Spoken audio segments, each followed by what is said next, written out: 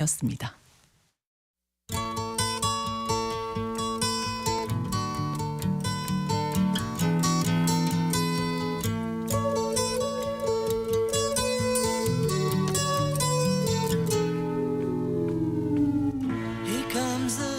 마이크 왈츠 미국 백악관 국가안보보좌관이 지난 1일 경질됐습니다. 미국 대외정책 결정과 수행에서 가장 중요한 요직인 국가안보보좌관이 정권 출범 100여일 만에 전격 경질되면서 트럼프 행정부의 대외정책에도 큰 영향을 미칠 것으로 예상되는데요.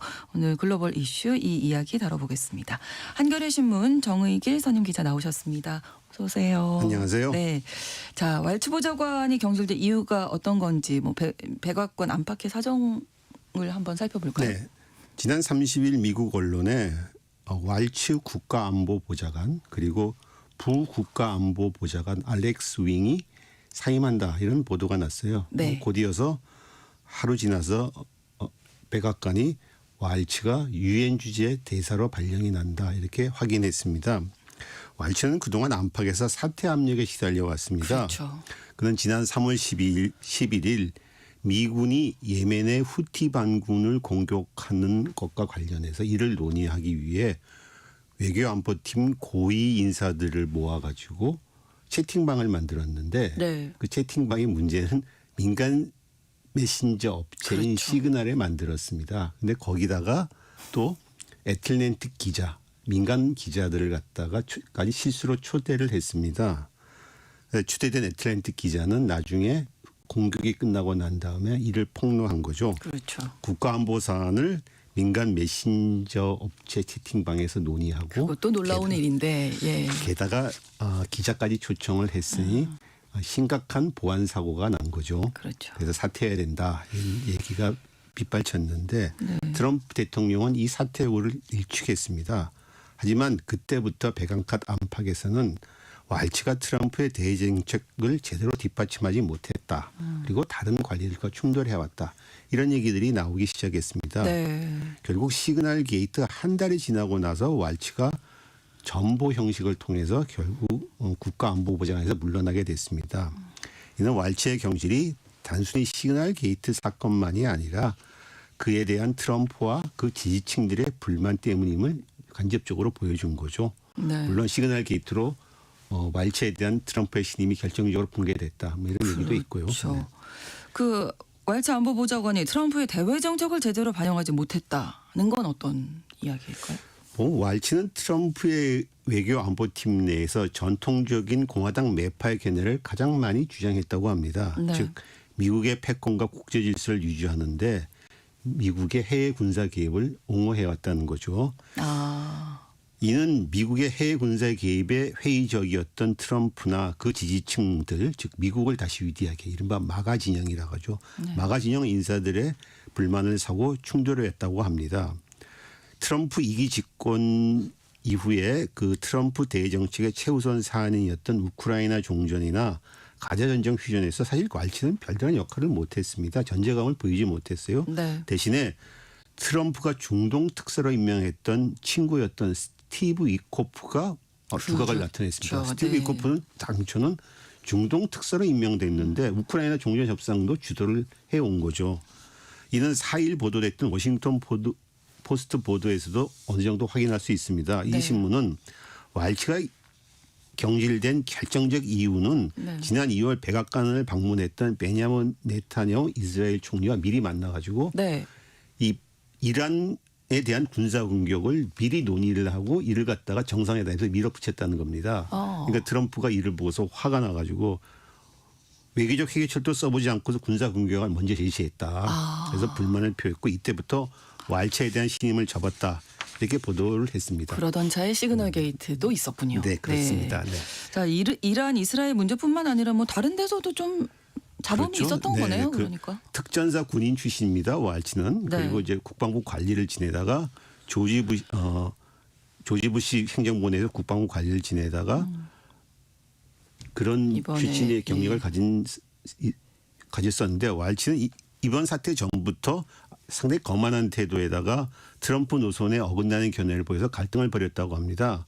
그리고 왈츠가 아프가니스탄과 시리아에서 미군 철수를 반대하고 미국의 우크라이나 방위를 지지하는 등 트럼프의 현재 외교 안보 정책에 어긋난 적이 견해를 보였고 그렇게 했다는 발언하고 행동했다는 사실들이 시그널 게이트 직후에 경쟁자들에 의해서 들춰내주고 이제 퍼뜨려졌습니다. 특히 그 왈츠는 예전에 공화당 내에서 트럼프를 가장 반대했던 정치인이었던 리즈 체니 전 하원 의원과 함께 안보관료법 개정 등을 놓고 같이 일했었고 2016년 대선 때에는 트럼프를 막아야 된다 이렇게 말한 모습을 담은 동영상이 유포됐습니다. 즉 시그널 게이트 이후에 이런 것들이 막 퍼져나간 거죠. 그렇군요. 그래서 왈츠는 우크라이나 전쟁이나 가자 전쟁 때 러시아와 하마스에 대한 강경책을 주문했고 트럼프 행정부 내에서도 다른 의견을 가진 관리들과 충돌해왔다 합니다. 특히 그래서 지금 백악관의 실세는 수지 와일즈 백악관 비서실장인데 네. 이 수지 와일즈 비서실장이 결국은 왈츠가 트럼프에는 적합하지가 않다 이렇게 결론을 내고 그래서 이번 경질을 주도했다고 합니다. 네. 자 그러면 이 대외 정책 뭐 여러 가지 잡음이 있고 갈등도 있었던 건데 시그널 게이트 때 이렇게 경질을 했다면 더 그렇죠. 빠른 시간에 그렇죠. 자연스러울 수 있었는데 근데 트럼프로서는 시그널 게이트로 그를 경질하게 되면 국가 기밀 보안이 엉성했다는 것을 자인하게 됩니다. 이게 또 네네. 다른 이제 배경이 있어요. 왜냐하면 트럼프는 2016년 대선 때 힐러리 클린턴 민주당 후보가 민간 업체 이메일을 사용했다고 그걸 가지고서 엄청나게 공격을 하고서 자기 득점 포인트 많이 삼았습니다. 그런데 이번에 시그널 게이트는 사실은 민간 이메일 사용에 비하면 아무것도 아닌 거죠. 그렇죠. 오히려 더 큰 사건이죠. 그래서 인정을 할 수가 없었겠네요. 인정을 하기는 힘들었죠. 이를 인정하기 싫었던 거죠. 그래서 결국 한 달 끌다가 결국은 안 되겠으니까 이제 해임하게 된 거죠. 네.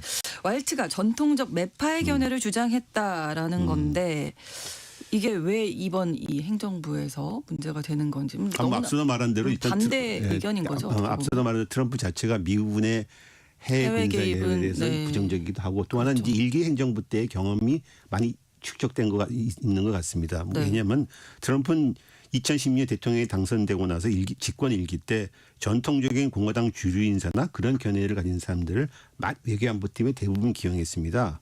당시는 트럼프의 권력 기반이 약했고 인맥도 약했기 때문 이유도 있었죠. 당시 국무장관의 렉스 틸러슨에 이어서 마이크 폼페이오, 국방장관의 제임스 매티스, 안보보장관의 허버트 맥메스터에 이어서 존 볼튼, 백악관 비서실장의 존 켈리 등 공화당 주류 인사나 혹은 네오콘 견해를 가진 사람들을 기용했습니다. 이들은 국제 질서에서 미국의 책임과 패권을 중시하고 이를 위해서라면 미국의 해외 군사 개입도 마다하지 않는 견해를 보였죠. 그런데 이 사람들이 트럼프 일기 행정부 내에서 이른바 어른의 축이다 이제 어른들이다 해갖고서 트럼프를 갖다가 많이 이제 교화하고 견제했다 이렇게 얘기가 있었습니다. 그런데 그 얘기는 뒤집어 보면 트럼프 이 사람들한테 많이 견제를 받아서 충돌했다는 얘기고 결국 이 사람들은 막판에 결국 모두가 하차했습니다. 트럼프가 사실 밀어붙였던 북한의 김정은과의 정상회담이 결실을 맺지 못한 것도 존 볼턴 당시 국가안보보좌관이 방해했기 때문이기도 합니다. 어쨌든 트럼프는 국제 질서 유지를 위해 미국이 책임지고 비용을 치러야 한다는데 동의하지 않고 있고 미국에 대한 미군의 해외 군사 개입에 대한 회의적입니다. 이거는 트럼프의 의견이기도 하고 트럼프를 지지하는 마가 진영의 의견이기도 합니다. 그래서 트럼프는 대통령에 재당선되고 나서 이제 이번에는 권력 기반이 훨씬 강해졌기 때문에 외교안보팀을 이른바 트럼프 지지자로 모두 채웠습니다. 취임 전부터 그의 아들 트럼프 주니어가 네오콘들은 행정부에서 배제한다 이렇게 말했고 실제로 트럼프가 취임하기 전에 마이크 폼페이오나 니키 헤일을 콕 찍어가지고 이 사람들 이번에 입각 못한다 이렇게 발표를 하기도 했습니다. 대신에 국방장관의 폭스 뉴스 앵커 출신으로 열렬한 마가 지지자인 피트 헤그세스, 국무장관의 공화당 매파에서 트럼프 충성 문제로 전향한 마코 루비오, 그리고 백악관과 국방국무부 실무관리와 참모들을 모두 트럼프 지지자로 채워버렸습니다. 그런데 가장 중요했던 국가안보보좌관의 전통적 매파의 견해를 가지는 왈츠가 들어옴을 해갖고서 이제 이번에 이 사단이 나게 된 거죠. 어쨌든 취임한 지 이제 100일밖에 되지 않았는데 네. 가장 뭐 최고의 요직이라고 볼 수 있는 안보보좌관을 경질했다. 네. 이거는 대외 정책에 조금 혼란이 있었구나. 이런 걸 보여주는 그렇게 볼 수 거죠. 있습니다. 네. 근데 뭐 그런 측면도 있고 네. 또 하나는 미국 보수 진영이나 대외 정책에서 트럼프와 마가 진영의 장악력이 확고해지고 있다. 뭐 이런 측면도 또 있는 것 같아요. 네. 앞서 말한 대로 트럼프 일기 집권 때 거의 임기 막판까지 공화당 주류 인사들을 기용했고 기대해왔습니다. 하지만 이번에는 임기 초부터 전 행정부 강요와 실무 관료들을 트럼프 주자로 채웠고 전통적인 관점에서 보자면 왈츠는 사실 온공파인데도 이 사람마저도 숙청으로 날려버린 거죠. 왈츠의 경질 전에 이미 외교안보 분야에서는 숙청이 진행되고 있었습니다. 네. 트럼프는 지난 4월 초에 국가안보국이라면 이제 주로 도감청을 하는 기관으로서 미국의 국가안보에 상당히 중요한 기관입니다. 네. 이 국가안보국장이자 사이버 사령부 사령관인 티모시 하우 공군 장군 그리고 웬디 노블 국가안보국 부국장 국가안보회의 내의 국제기구국장 등 국장급 4명을 포함해서 모두 12여 명의 고위 혹은 핵심 실무 관료들을 해임했습니다. 트럼프는 하우 국장을 해임한 당일에 네. 이런 말을 했어요. 우리는 언제나 사람들을 교체한다. 우리가 좋아하지 않거나 이득을 취하거나 다른 사람에게 충성하는 사람들이 그 대상이다. 이런 말을 했습니다. 이건 숙청했다는 얘기죠. 이 사람들을. 그렇죠. 네. 네. 근데 이 숙청 작업이 특히 트럼프의 측근이자 극우 음모론자인 노라 루머에 의해서 큰 영향을 받았다. 이런 언론 보도가 나왔습니다. 네. 로라 루머를 만난 뒤에 트럼프가 이 해임 지시를 내렸고 그리고 나서 루머가 X 등 소셜미디어에 하우 장군과 그의 부국장 노블이 트럼프 행정부에게 비협조적이었고 충성심이 부족했다. 이런 주장을 했습니다. 특히 루머는 마크 밀리 전 합참의장을 반역죄로 규정하는데 네. 하우 장관이 이 밀리에 의해서 기용됐고 노블 부국장은 트럼프의 비판자였던 제임스 클래프 전 국가정보국장과 가까운 사이였다. 이런 얘기를 올렸습니다. 그러니까 트럼프가 이제 어쨌든 뭐 로라 루머에서 크게 영향을 받았는지 안 받았는지는 잘은 모르겠지만 어쨌든 트럼프가 하여튼 이런 이유로 해갖고서 이 사람들 갖다가 숙청을 한 거죠. 전체적으로 그러면 이제 앞으로는 트럼프 외교 안보팀이 트럼프주의자로 다 채워지지 않을까. 뭐 이런 그렇게 생각이, 큰 예. 관점은 그렇게 볼 수 있고요. 네. 좀 더 약간 좀 디테일하게 보자면은 네. 이른바 자제론자나 중국 우선론자들이 외교안보팀에서 입지가 더 커졌다 이렇게 말할 수 있습니다. 트럼프가 지난 2016년 공화당 대선 후보로 선출된 이후에 보수 네. 진영 내에서는 그 트럼프 행정부와 그 공화당 내에서 대정책과 관련해서 이른바 패권론자, 중국 우선론자, 자제론자라는 세 그룹이 서로 각축을 벌여왔는데 네. 그중에서 이제 이 자제론자, 중국 우선론자들의 입지가 높아지게 됐다는 거죠. 전통적인 공화당 주류 노선인 패권론자는 앞서 말한 대로 미국이 전 세계적인 지도력과 군사력을 유지해야 되고 또 유지할 수 있고 이를 위해서는 군사 개입도 마다하지 말아야 된다. 네. 이런 사람들입니다. 전통적인 매파라고 할 수 있겠죠. 근데 이 사람들은 이제 트럼프 2기 행정부 들어가지고 거의 배제된 데다 이번에 왈츠 경질을 결정적으로 이제 입지가 약해졌습니다. 하지만 공화당 내에서는 여전히 존재하겠죠. 영향이 네. 있죠. 네. 중국 우선론자는 중동과 유럽에서 미국의 개입과 역할을 철수하고 중국에 집중해야 된다 하는 그룹입니다. 또 자제론자는 해외에서 미국의 군사 개입을 가능한 한 축소하고 자제해야 된다. 이런 입장입니다.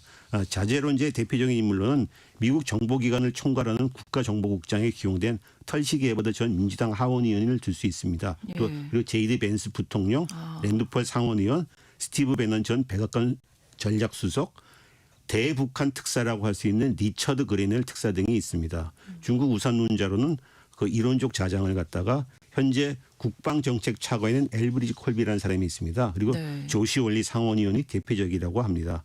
콜비라는 사람은 주한미군을 대북한 억지가 아니라 대중국 대결용으로 돌려야 된다. 이런 주장까지 네. 하고 있는 사람입니다. 그렇군요. 네. 이렇게 중국 우선론자라든지 자제론자들이 득세하면서 대외 정책에 앞으로 좀 영향을 많이 미치겠네요. 그러면. 그렇습니다. 네. 중국 우선론자와 자제론자들은 일단 득세하면서 이제 미군의 해외 군사 개입 문제가 상당히 그렇죠. 좀 억제될 것이고 또 하나는 이 중국 우선론자 자제론자가 사실은 이 경계선이 좀 흐릿하다는 겁니다. 네. 무슨 말이냐 하면은 트럼프의 마가 운동이 득세할 적에 자신들을 미국 우선주의 보수 현실주의자라고 지칭하는 사람들이 나타났는데 이 보수, 그러니까 미국 우선주의 보수 현실주의라는 사람가 분할을 해갖고서 중국 우선론자 자제론자들이 된 것입니다. 그렇군요. 그래서 예를 들어서 중국 우선론자의 이론적 좌장이라고 했을 때는 콜비 국방정책 차관은 미국이 중국에 집중해야 하기는 하는데 대만을 놓고 중국과 전쟁까지 해야 되느냐 이런 데 대해서는 그렇지는 않은 것 같아 이렇게 말을 하는 사람입니다. 그러니까 네. 이제 약간 자제론자 중국 우선론자의 경계가 좀 흐릿한 거죠. 특히 국방부 내에서 이른바 중국 우선론자와 자제론자를 넘나드는 이런 관리들이 부차관보, 차관보로 대거 기용이 됐다고 합니다. 네. 그래서 왈체 경질이 이들의 영향력, 즉 콜비나 국방부 내에 기용됐던 실무 관료들, 중국 우선론자나 자제론자를 넘나드는 이런 실무관들의 영향력을 더욱 강할 것으로 보입니다. 네. 왜냐하면은 왈체는 이른바 이 미국의 대정책을 총괄하고 조정하는 사람이 힘이 약해졌으니까는. 네. 그래서 워싱턴 포스트는 이런 얘기를 했습니다. 대정책 결정과 집행을 조정하는 국가안보보좌관과 국가안보 필요성이 약해졌고 위상이 약해졌고 트럼프에게 더욱 필요성이 적어졌다. 그래서 결과적으로 무엇보다도 대정책에서 트럼프 본인의 독주가 더욱 심화될 것이다. 이런 진단을 했습니다. 네. 그러니까 그렇게 본다면 트럼프 대정책의 특징은 크게 두 가지인데 앞서 말한 대로 미국이 주도해온 국제 질서와 미국의 패권을 유지하는데 미국의 책임과 비용을 우리가 안 쓰겠다는 거고 그렇죠. 하나고 또 하나는 네. 그래서 미국의 해외 군사 개입에 회의적이다. 근데 이 두 가지 기조가 좀 더 강화되지 않겠나 이렇게 전망되고 있습니다. 네, 정말 마이크 왈츠 국가안보보좌관이 경질되면서 그야말로 숙청이 시작된 것이다. 네. 앞으로 그러면 이 요직들은 다 트럼프주의자들 이미 채워졌고 이제 더 강화될 것으로 이제 보여지는 거죠. 예. 우리도 영향을 좀 많이 받겠네요. 그럼 우리나라. 그렇습니다. 이게 그렇게 본다면은 이 주한미군 문제, 예를 들어 네. 주한미군 갖다가 대중국으로 돌려야 된다거나 그러니까요. 그리고 또 하나는 이제 남북 그 북한과의 그 관계에서 트럼프가 더욱 김정은 지도자와 북한 지도자와 네. 밀당을 할 가능성이 커지는 거죠. 그렇습니다. 한겨레 신문 정은기 선임 기자와 함께했습니다. 오늘도 고맙습니다. 감사합니다. KBS 라디오 신성원의 오늘 세계는 오늘 방송 마치고요. 내일 다시 뵙겠습니다. 고맙습니다.